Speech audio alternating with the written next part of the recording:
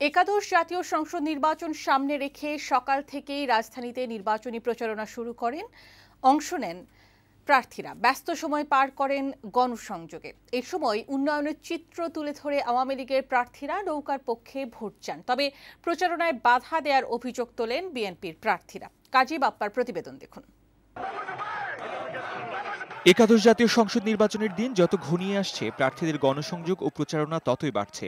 শনিবার সকাল থেকেই রাজধানীতে প্রচারণা শুরু করেন দুই বড় রাজনৈতিক দলের প্রার্থীরা। সকাল 10:30টায় খিলগাঁও এলাকায় প্রচারণা চালান ঢাকা ৯ আসনের বিএনপি প্রার্থী আফরোজা আব্বাস।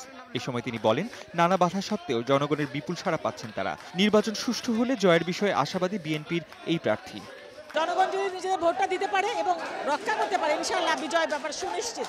বেলা 12টার দিকে সেগুনবাগিচা এলাকায় প্রচারণা শুরু করেন ঢাকা ৮ আসনের বিএনপি দলীয় প্রার্থী মির্জা আব্বাস। প্রচারণায় হামলা চালিয়ে তাদের ছত্রভঙ্গ করে দেওয়ার অভিযোগ করেন তিনি। এ সময় দ্রুততম সময়ের মধ্যে সেনাবাহিনী মোতায়েনের দাবি জানান বিএনপির এই নেতা। একটা পোস্টার লাগাতে পারিনি আমি, পোস্টার সহকর্মী ধরে নিয়ে যায়, লিফলেট দেওয়া যায় না, পোস্টার দেওয়া যায় না, তো কোথায় নির্বাচনের প্লেইং ফিল্ড? এখন থেকে এই মুহূর্ত থেকে সেনাবাহিনী আসা উচিত। এদিকে ধানমন্ডি কলাবাগান এলাকায় নির্বাচনী প্রচারণা চালান ঢাকা ১০ আসনের আওয়ামী লীগের প্রার্থী ব্যারিস্টার ফজলিনুর তাপস। উন্নয়নের ধারা অব্যাহত রাখতে নৌকা প্রতীকে ভোট চান তিনি।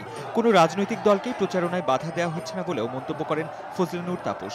ওনাদের কৌশল অনুযায়ী ওনারা নির্বাচন করছে, আমাদের কৌশল অনুযায়ী আমরা পায়ে হেঁটে হেঁটে সাধারণ মানুষের ঘরে ঘরে গিয়ে আমরা সংযোগ করছি। এদিকে ঢাকা ১১ আসনে বিএনপির প্রার্থী শামীমারা বেগম ধানের শীষের পক্ষে প্রচারণায় নামেন। রাজপথে প্রচারণা চালানোর পাশাপাশি ভোট চাইলেন বাড়ি বাড়ি গিয়ে। এ সময় ভোটের মাঠে সমান সুযোগ নিশ্চিত করার দাবিও জানান বিএনপির এই প্রার্থী।